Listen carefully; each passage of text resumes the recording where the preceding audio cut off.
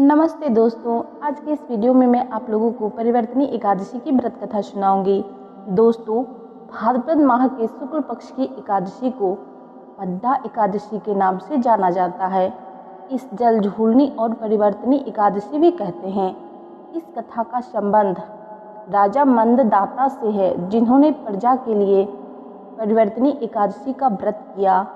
शास्त्रों में भगवान श्री कृष्ण कहते हैं, इस उत्तम व्रत का अनुष्ठान जरूर करना चाहिए।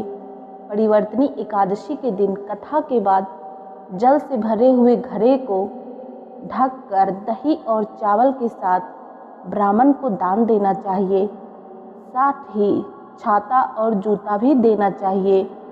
दान करते समय इस मंत्र का जाप करें, नमस्ते नमस्ते गोविंद बुद्ध श्रवण संज्ञक अधोघक्षयं कृत्वा सर्वसुखो प्रदायिनी भव भुक्ति मुक्ति प्रदेशनम लोकानाम सुखदायक।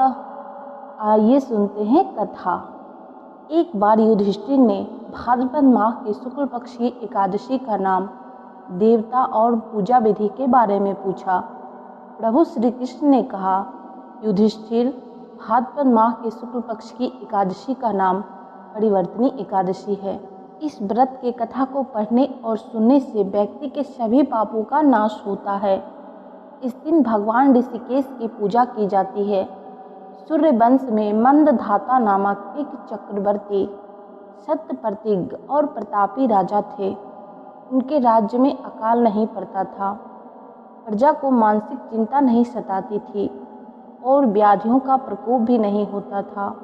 उनकी प्रजा निर्भय और आर्थिक रूप से धन समृद्ध थी। प्रजा के कोष में केवल ईमानदारी से अर्जित धन का ही संग्रह था। उनके राज्य में समस्त वनों और आश्रमों के लोग अपने अपने धर्म में लगे रहते थे। मंदधाता के राज्य की भूमि कामधेनु के समान फल देने वाली थी। उनके राज्यकाल में प्रजा का जीवन काफी सुखमय था। एक बार किसी कर्म फल भोग के कारण राजा के राज्य में 3 वर्षों तक बारिश नहीं हुई, जिससे भूख से पीड़ित प्रजा नष्ट होने लगी। प्रजा महाराज के पास आकर बोली, आपको प्रजा की बात सुननी चाहिए। जल भगवान का निवास स्थान है, इसलिए वे नारायण कहलाते हैं। नारायण स्वरूप भगवान विष्णु सर्वव्यापी हैं। वे ही मेघ स्वरूप होकर वर्षा करते हैं और वर्षा से अन्न पैदा होता है और अन्न से प्रजा जीवित रहती है। महाराज, इस समय अन्न के बिना प्रजा नाश हो रहा है, अतः कोई उपाय कीजिए। राजा ने कहा कि आपने सही कहा। अन्न को ब्रह्म कहा गया है। अन्न से ही प्राणी जीवित रहता है। पुराण में भी विस्तृत रूप से वर्णन किया गया है कि राजाओं के अत्याचार से प्रजा को पीड़ा होती है। लेकिन जब मैं विचार करता हूँ तो मुझे इसमें मेरे कोई अपराध नहीं नजर आते। फिर भी प्रजा के हित में पूरा प्रयास करूँगा। ऐसा निश्चय करके राजा मंदधाता कुछ व्यक्ति को साथ लेकर भगवान को प्रणाम करने वन की ओर चल पड़े।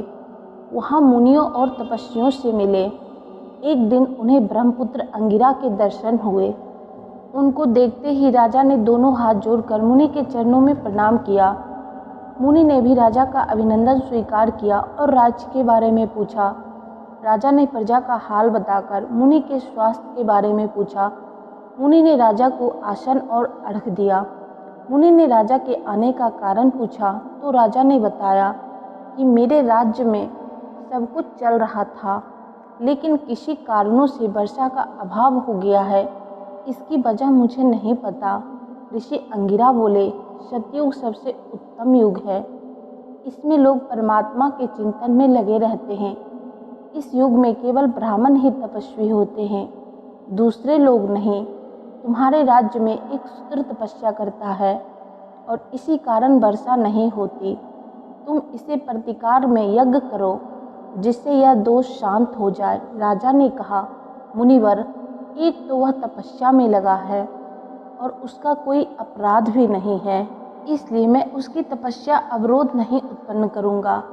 आप दोष को शांत करने वाले किसी धर्म का उपदेश दीजिए। ऋषि बोले, राजन, यदि ऐसी बात है तो एकादशी का व्रत करो। भाद्रपद मास के शुक्ल पक्ष में परिवर्तनी नाम से एकादशी होती है। उसके व्रत के प्रभाव से निश्चय ही उत्तम वृष्टि होगी। तुम अपनी प्रजा और परिजनों के साथ इसका व्रत करो। ऋषि का यह वचन सुनकर राजा अपने घर लौट आए। इस प्रकार व्रत करने पर मेघ पानी बरसाने लगी। हरी भरी खेतों से धरा सुशोभित होने लगी। उस व्रत के प्रभाव से सब लोग सुखी हो गए।